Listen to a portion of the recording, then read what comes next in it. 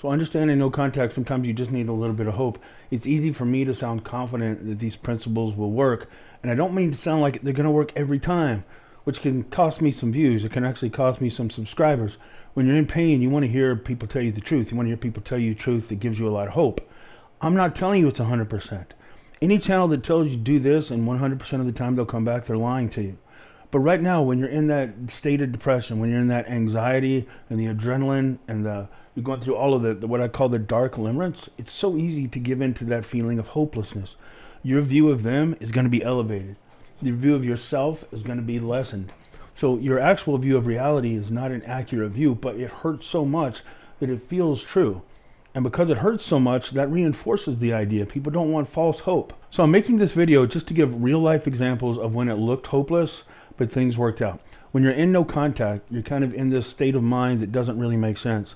On the one hand, you're desperate for hope to believe that that person will come back, that you will live happily ever after without them. But because you know you so badly, so desperately want it, you know you're susceptible to false hope, which you really don't want. So you're looking for a reason to believe, and then if you get it, you instinctively want to reject it. So it can be it's one more thing that adds to that dark limits that can make being in that stage so painful and so confusing. So take a deep breath and just realize this. What I'm telling you is there is hope. I'm not giving you a guarantee. Any relationship coach that tells you do this 100% of the time they'll come back is lying to you. If you're watching this, you probably know that. At the same time, that little voice in your head that's kind of born out of desperation, fear, and logic all coming together in your mind and telling you that it's over. You need to just be strong. You just need to be tough-minded. You need to take a hard look at reality and accept that they're not coming back. Don't believe that either. That's not any more true. So just give yourself permission to hope. That's not a bad thing. It can actually give you the strength to start living like you're strong enough to live without them. Projecting strength helps draw them back. So sometimes it's a little bit of a contradictory way to look at things, but sometimes believing and knowing that there is hope they're going to come back gives you enough hope, because depression is a paralytic. If you just accept this, what you think of as reality, this hardline belief that they're definitely not coming back, that's going to plunge you deeper into a depression. Depression is a paralytic. It makes it hard to move. It's really hard to project strength. It's really hard to remind yourself and anybody around you of your worth when you're in the midst of a depression. It makes it hard for you to do anything. Sometimes you have to be the first person to remember your worth. When you believe it, sometimes you have to pretend that you believe it. But when you start acting like it, you actually convince yourself, you actually remind yourself of your worth, and a lot of times it reattracts the other person. So all that to say, I'm giving you true stories today, not because it's a guarantee that your ex is going to come back, but it's a guarantee that you should have a little bit of hope. Hope is not a bad thing. So one of the first ones I'll give you, her name we'll say is Melissa. That wasn't really her name. But let's say Melissa is in her mid-40s. She goes to a very impressive school, one of the top Irish schools that you've heard of, is a very impressive person, does everything to a very high level. She's what I would characterize as an orchestrator mentality, very analytical, very high standard, very good at planning, very good at time frames, very good at hitting the bullseye and making most of the careful, wise, intelligent decisions, that kind of personality. She had been attracted to and falling in love with the guy we'll call Bob. So Bob was also kind of an orchestrator mentality, but he was more, you could say he was a little bit more outgoing, a little bit more adventurous, a little bit more what we call the conqueror mentality. So they were actually a good match. They overlapped in one area, but they were separate in the other two. So when they got together, they would go hiking, they would go on trips, they would go on marathons, they would go, they hiked, they biked, they believed in keeping fit and outdoors, and they were both romantic. And they were falling for each other really hard, really fast. They got engaged, and then a couple of months into the engagement, Bob sent her a message, and it was poetic, and it was flowery, and it was, you deserve better, and I can't give you what you deserve. And I've been trying to hold on to this feeling. I've been trying to make myself feel what I know I felt before. I've been trying to make myself feel what I know that you deserve. But I've just come to the conclusion that I have to be honest with myself. I have to be honest with you, because we both deserve my honesty. It was a little bit egotistical, disguised as humble. And people do that a lot. They try to be poetic with their language. You know, we've come to the end of our journey together, and though it pains my heart deeply and it inflicts a wound upon my soul, I've come to this inevitable revelation and epiphany that the two of us cannot share together in this. You get my meaning. So he had a lot of that language in there. Not quite to that degree, but you could tell the guy was really proud of how he had phrased and written this beautiful, loving poem of breaking up and devastating this woman's heart. Now, she had been confused and even a little bit angry because she didn't see it coming. So she did what a lot of people do. She fought. She put up arguments because she's an orchestrator mentality. She's good at critical thought process, and this didn't pass the test. It didn't make sense to her. Why didn't he tell her? If he didn't really feel the way he's supposed to feel, well, they were just on a trip not too long ago, and he's the one that had kind of raised the stakes and actually proposed to her not too long ago. So what was causing this? So she was in her confusion, she argued for the relationship. Now, the more you argue for a relationship, the more you're actually lessening your value and reminding the other person that you're still here, you still want them, and they're the prize. It's an instinctive thing. It doesn't mean somebody's weak because they try to hold on to the relationship, especially if it catches you off guard. It's an instinctive thing to try to hold on to that relationship, or at least make it make sense. So she had chased enough that it had drained more of the attraction, and he ended up walking away and saying he'll set up a time to come get his things, and he'll bring her things. They lived about 45 minutes away, and it had been a couple of weeks since the breakup when she called and we started talking. And I said, okay, so it sounds like this guy and she read me the note where he's breaking up with her. And again, you could tell by the wording, this guy was a little full of himself. He liked his own wording. He liked the way he put his feelings into poetic rhyme. So I told her to just take a deep breath. Right now, his ego is going to be soaring. His ego is going to be inflated. His view of her and her view of her had taken a ding. She didn't see this coming. He had been planning it for a couple of weeks before he did it because he said he'd been taking that time to try to make himself feel something that he didn't feel anymore. I said, well, the first thing you need to do is take away that overinflation to his ego. So I said, reach out to him and say something like this. And I kind of call this the clean slate with a punch. I said, tell him, hey, listen, we both know when you broke up with me, it's not something that I wanted. It's not something I would have chosen. I didn't even see it coming. And I thought we made a good fit. I thought we were a good match. But now that I've had a couple of weeks to really catch my breath and process everything, I realized that as much as you mean to me, I don't want to talk somebody into being with me. I want the man that I'm with to be excited and certain that he's with a woman he wants to be with. So as much as it doesn't make sense to me, if that's not how you feel, then you're probably right. Vague terms. I didn't say tell him to go to hell. I didn't say tell him that you don't have any feelings for him. I said just tell him that you've realized that any man who isn't certain he wants to be with you isn't a man that you want to be with. And how you feel about him in the moment isn't relevant compared to that standard you have, compared to that expectation that you have to be with anybody. I said, so again, tell him we both know that this breakup isn't something that I wanted. It's not something I would have chosen. But now that I've had a chance to kind of catch my breath and get my bearings, I realize that it's possible maybe you're right. It could be that we're just not the best fit long term. I don't want to be with a man who isn't certain he wants to be with me.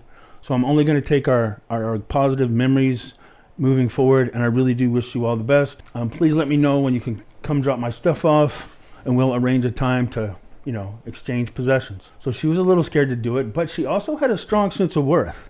And she liked the way it sounded. And I said, remember, you're not telling him you don't miss him, that you don't care, that you don't love him. All you're really doing is telling him that your minimal standard to be with someone is that they know they want to be with you. Now, is that true? Even when it doesn't feel true, is that true? He said, yeah, it is true. I get it. I miss him sometimes, but I don't want to wake up with a guy that's not certain he's excited to be with me. That's not going to be any kind of a way to live. I said, right, so remind yourself of that and make sure that you're okay sending the message. Sometimes sending a message, even if it's the right message, can trigger so much anxiety in you that it makes whatever you're feeling so much worse. And as a relationship coach, I don't want to tell somebody, hey, do this, it's the right move, trust me. And then they do it, and the anxiety that it triggers in them makes it almost overwhelming and unbearable for them. Meanwhile, I'm in my office or I'm at home just going, hey, I'm sure I told them to do the right thing, but it caused them so much pain that I don't want to put somebody in that position. So I always tell people, make sure you mean it enough to send it. You don't want to send a message like that and then 2 days later say, you remember when I told you I don't want to be with somebody who doesn't want to be with me? I didn't mean that. I love you. And I think if you come back and just give me more time, then you'll figure out you want to be with me. So forget what I said. So you don't want to send this message if you can't stand behind it. She has a strong personality. She thought about it. She decided she meant it, and she sent it. So she gets a word back from him just within 2 or 3 days. And they set up a time to meet. So I said, okay. Now when he comes, don't use this moment of exchange as an opportunity to try to nurture this ember into a flame. In other words, if somebody breaks up with you and there's going to be an exchange of possessions, they're usually going to assume, if they're the ones that broke up with you, that you desperately want to use that as a chance to remind them that the two of you belong together. You're going to try to look really nice, and you're going to try to have that look of hope in your eyes, a little bit of melancholy sadness, a little bittersweet romantic tone that says, hey, how have you been? And what you really mean when you say, hey, how have you been, is, do you miss me because I miss you? Do you want to go and have dinner and then have a long talk and then stay the night and then we'll get re-engaged tomorrow and we'll live happily ever after? In other words, they're going to be expecting you to try to extend and build on this little moment of exchange. I said, so you want to catch him off guard. So show up looking nice. He decided to actually come to her house. So I said, okay, when he gets to your house, be looking sharp. Put on an outfit that you feel confident in, that you look in the mirror and you're like, yeah, that's me. You feel like you're kind of owning that moment. When he shows up, be really warm. You want to be relaxed. You want to be nice. You don't want to be a little cold. You don't want to be a little sad. You don't want to be a little angry. You actually want to be resilient. You want to seem like you're seeing an old friend of your sister's. Not a personal friend of yours, but somebody that you'd be warm to. Keep 3 things in mind in this moment. Be warm, be relaxed, and be brief. The warm will make it obvious that you're not holding a grudge. The relaxed will make it obvious that you're not nervous, you're not intimidated, you're not trying to extend this moment. The brief makes it obvious that you're not in pursuit. You're not trying to use this little moment of exchange to remind them of how lucky you would be if they would just come back and give you one more chance. Their ego is expecting you to be in pursuit or to be hurt or to be wounded. When they see that they don't have the emotional impact on you that they expected, human nature makes us curious. Well, why? Are they stronger? Are they better? Are they further away? Did they meet somebody else? I haven't met anybody else. Well, I met somebody else, but even if I did, I didn't think they were going to meet somebody else. It just triggers all kinds of internal, ego-based, instinctive questioning. Why are you stronger than they expected? I said, and keep that brief in mind. So be warm. Tell them, hey, you don't have to be afraid to give them a compliment. Say, hey, you're looking great. It's good to see you again. Give them a little side hug. And then make it brief. Okay, there's your stuff. Just leave my stuff here. I'm sorry. I hate to just say hi and run, but I've got some people waiting on me. Some people waiting on me is a pretty good punch. Nobody knows what that means. When you say some people waiting on you, does that mean another guy? Is that why you look so good? Is that why you seem so relaxed? Is that why you're not trying to extend this moment? He's not going to tell you, but his ego is going to be expecting you to try to take that moment to pull him in closer. And instead, you're acting like, hey, good to see you. Take care of yourself. All right, got to run. Now, she already set the stage by telling him, I don't want to be with a man that doesn't want to be with me. Now she's giving him real life proof of it. Now she's triggering that instinctive sense of, did I make a mistake? Am I going to regret this? Is she going to be better? Is she going to be happier? Is she going to find somebody more impressive than me? Am I going to find somebody less impressive than her? What have I done? I said, don't try to feel out too much. Just project the strength, be warm, and then be gone. So that's what she did. She said, it's so great to see you again. Oh, you're looking great. A little side hug. Okay, there's your stuff. If you need any help, let me know. I can help you real quick, but then I got to go. I got some people waiting on me. It's really good seeing you again. All right, take care. And it was over. Within 15 minutes, she was already gone. Now, later on that night, a couple of hours later, she got a text message, and it said, hey, I've got something that I'm going to be sending to you that you'll be getting in the mail in a few days. I just wanted to give you a little heads up. So it was a little bit of a vague message. So later on, she gets something in the mail from him, and it's an extended, long-worded apology. He had driven home and written out this very long, seeing you triggered things. When I got your message, it triggered things. Seeing you up close triggered things. I can't get you out of my mind. I couldn't get you out of my mind all the way back when I'm driving back home. I realized what I've done. I realized the mistake that I made. You look wonderful. You looked amazing. You seem good. You seem strong. I remembered the connection, and I really think I screwed up. So she made him wait a week or two. Then they went out on a date. She didn't say, oh, I've missed you too. I'm so glad you came back. I said, no, stay in the moment. I'd say, well, I'd be willing to talk about that. I'd be willing to give it another chance, but take it one day at a time. Don't dive back in and reinflate that ego. You can match what they're initiating, but you don't want to flood them with it. You don't want to give them the whiplash effect. Sometimes when that person comes back, it's like, oh, I've missed you too. I'm so glad you realized, because I was just pretending to be tough, but the truth is I was praying so. No, don't do that. Take a deep breath. Remember your worth. It's okay that you have that emotional reaction, but that doesn't mean that emotional reaction is what you want to project. You giving into that compulsion projects you as somebody who, once again, is so lucky to be with them. Two people should feel lucky to be together. You shouldn't both feel like we agree that I'm the one that's the prize in this relationship. So they ended up actually, she sent me a wedding invitation about 4 months later. And last I heard, they're still together. Another situation, I was talking to a realtor in the state of Alabama, and he reached out to me and said that his wife of 11 years had surprised him. Things had started really leveling off, going downhill. They had been going downhill to some degree for the last 2 years. He didn't know exactly what caused it. He always assumed it was just part of being married. And then about 2 months ago, she'd actually told him that she was going to file for divorce, that she didn't want to live like this anymore, that they were just friends. It completely caught him off guard. It shattered him. Like, my heart was breaking for this guy, because you could tell, first time I spoke to him, within 2 minutes, he's just tears running down his face. This was a big dude. This was a guy that, he didn't look like the kind of guy that's going to be overly sensitive, but he was heartbroken. And a lot of good, strong, manly guys that you think, could go hunting with their bare hands and a rock, actually are very deep-hearted, feel things to their core. And this was the case with this guy, just a good dude. But he was really he was confused, and he'd been fighting. And he said, but I've got some signs that she still wants to be with me. She just said she can't. She just said she can't bring herself to try again, that she's been hurt and she's felt numb, which is a stage you get into, especially on long-term relationships. If you're in a long-term relationship and one person has felt that their feelings haven't been acknowledged, that their hurts haven't been recognized to the degree that warrants change in your behavior. In other words, you might hear your spouse say, I'm not happy, I don't feel heard, I don't feel valued, I don't feel like this is an exciting relationship. Okay, I know you feel that way, but here's why it doesn't matter. Here's why you should get used to it. Here's why it's just normal since we're married. In other words, you hear, you acknowledge, but then you discount, and you hand them your reasoning why their feelings shouldn't matter. You do that to somebody for years on end, and you'll drive them to what we call the numb state. Well, his wife was in the numb state. She just couldn't do it anymore. But she was using language with him like she wanted to. She just didn't know how to. And he was desperate. So she was giving him just enough seed of hope to really keep him from giving up all hope, even though he was really tempted. He was on the verge of a depression and he was in a full panic. So I told him to say, well, very similar to the same message that I used in the previous story, because he had been chasing for months. Anytime you've been chasing for a long time and they have this expectation of your pursuit, it's a good idea to use that message. I said, so tell her, listen, we both know I've been trying to talk you out of this divorce for a while now, but it's just dawned on me. I woke up the other morning and I realized I can't keep chasing somebody and trying to talk somebody into staying married to me. I deserve more than that. I need more than that. I'm sorry I didn't hear you. I wish I had heard you. In this case, he felt like he had caused it, not like the other case. If you feel like you really caused it, acknowledge their wound, acknowledge their pain. Just don't expect your pain to be the thing that's going to change their mind, because maybe for years they were telling you how they were hurting. Their pain didn't cause any change in you. You're the one that's hurting, and now you're ready to make a change. So you see how that's not really fair.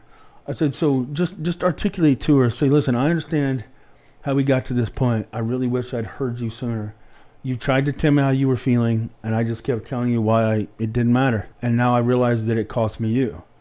But as much as I wish I'd heard you, I can't keep chasing somebody that's told me so clearly and so repeatedly that they don't want me anymore. So it's going to break my heart that I lost you. But I'm letting you go because we both deserve to be with somebody that wants to be with us. So I'll give you the divorce, and I'm sorry that it's come to this, but I really do wish you nothing but the best. Take care of yourself. Now, I told him, make sure you're okay sending that, because it's a scary message to send. When you send a message like that, what you're going to do with the other person, you're going to catch them off guard a lot of times, because you're showing more strength than they expected to hear from you. A lot of times they've grown used to the idea that you're in pursuit. They've grown used to the idea that they're the prize and you're trying to recapture the prize. So anytime you make a shift in approach like that, it's going to catch them off guard, because you're projecting more strength, more resilience, more confidence in your life without them than they expected you to be showing. But when you're showing strength to them that they didn't expect, you're going to have to be expressing and projecting strengths that you might not actually feel. So just like it might catch them off guard and spike their curiosity, spike their sense of loss, cause a sense of regret at losing you, it's going to spike your fear. In other words, if my wife broke up with me and I'm chasing her and chasing her and chasing her, me chasing feels like a connection. She just left me, but I'm chasing her, so there's still something there. As soon as I stop chasing, she doesn't want me. I'm not showing any sign that I want her. Now neither one of us are fighting for this relationship, so that feels hopeless. It's based on logic, but it's not true.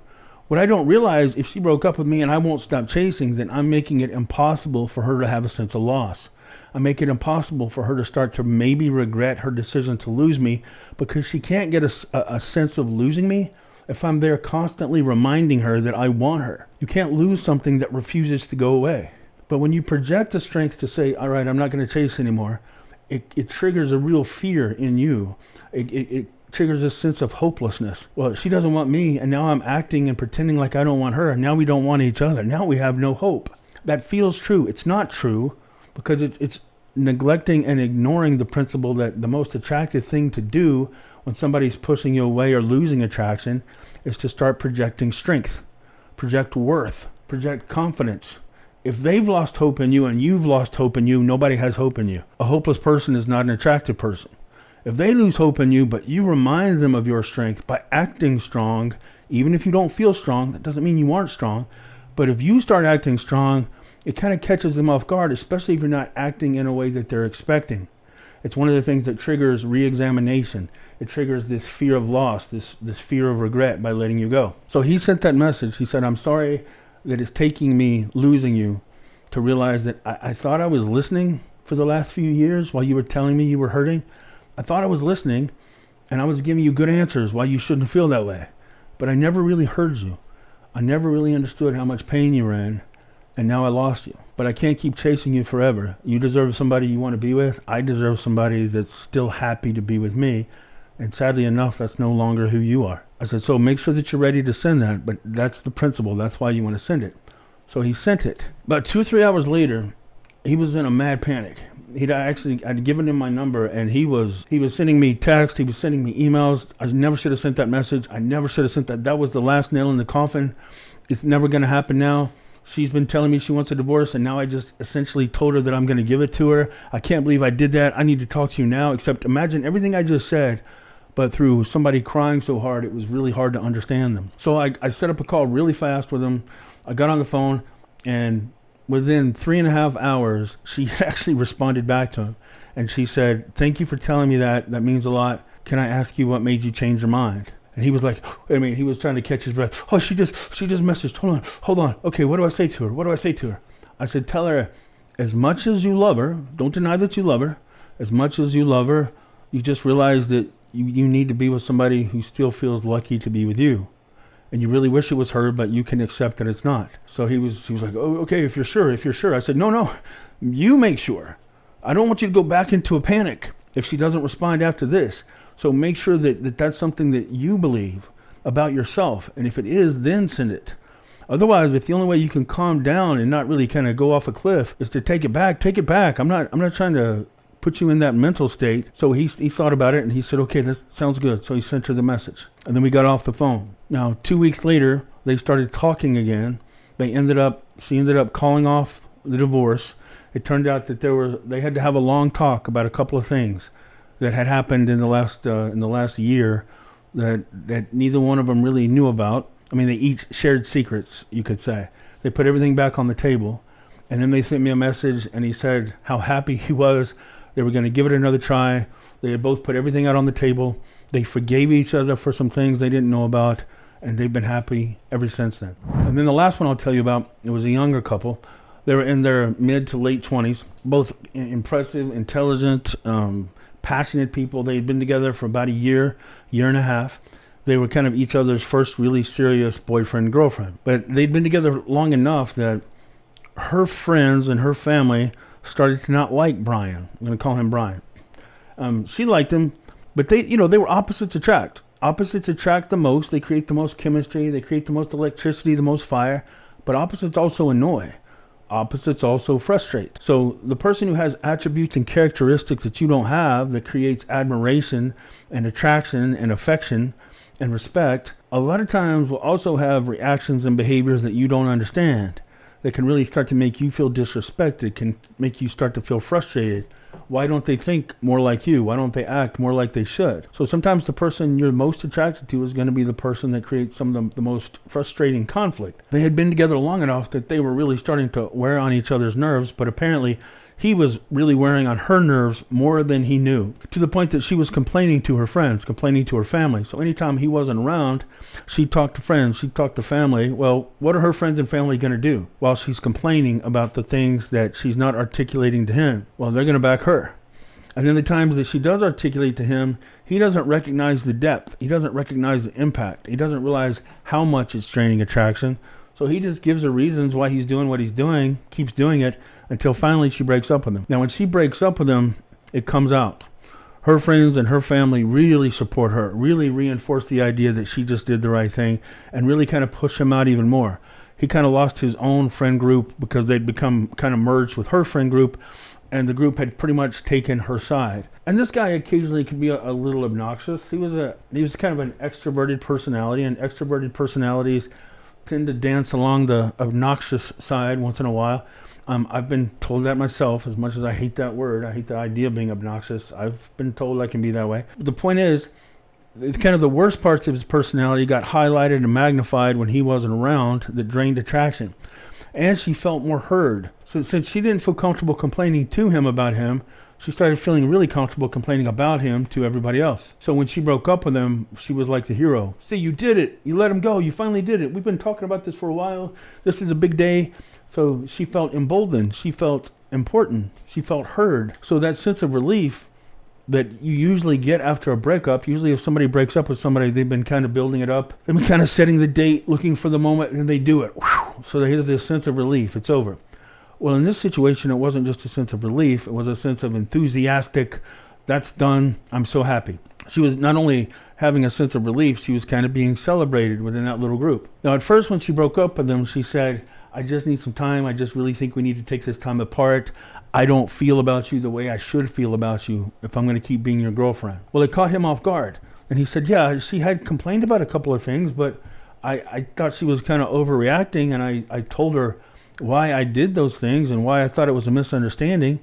And what he said sounded reasonable. I mean, every relationship is going to have conflict. Just because you have conflict doesn't make somebody right, somebody wrong, somebody toxic, and somebody deaf and blind. In this situation, the things that she was complaining about actually just seemed more like personality differences. Not saying she was wrong, but he said, okay, you're right. I'm sorry. I wasn't aware, and I'll try to do better on that. That's actually good. That's a good resolution. The existence of the problem isn't evidence that the two people don't belong together. It's how willing and open the other person is to hear and to adjust to a reasonable complaint. So I said, well, you don't owe her that, hey, I'm so sorry I didn't listen to you. I can't believe it cost me a relationship with you. I said, the way she broke up with you was kind of selfish, and I think she's getting a bit of an ego boost from being supported by her group of friends. She's been talking about you more than she was talking to you. If anything, I think she owes you the apology. He wasn't really on board with that. He wanted to chase. He wanted to apologize. And as a matter of fact, after she broke up with him and said, I'm not saying this is forever, but I am telling you I need space right now. I don't feel the way about you that I should. He waited a week, and then he called her. Hey, can we talk? When you said that this is probably only temporary and it's definitely not something that you see as permanent, we've given it a week, and I've realized so many things. So many things have become clear to me now. Can we just go for a walk, grab some ice cream, grab a coffee, and just talk so I can tell you what I can understand now, what I see now? And she said, I don't think it's a good time right now. I still want a little bit of time. She was still feeling some of the not only relief, but some of the strength from being the one to walk away from a guy that at one point she saw as out of her league. She went from seeing him as too good to be true and a little bit out of her reach to now she was the strong one and she was the one pushing away from him. That's a big boost to the ego. And she was still getting support from her friends and family and even some of his friends. So she was feeling pretty good. She didn't need to have any kind of cause to reconsider what she'd done. And when he asked her out again, she said no, which caused more trauma. So he waited another week and then he said, hey, now it's been 2 weeks.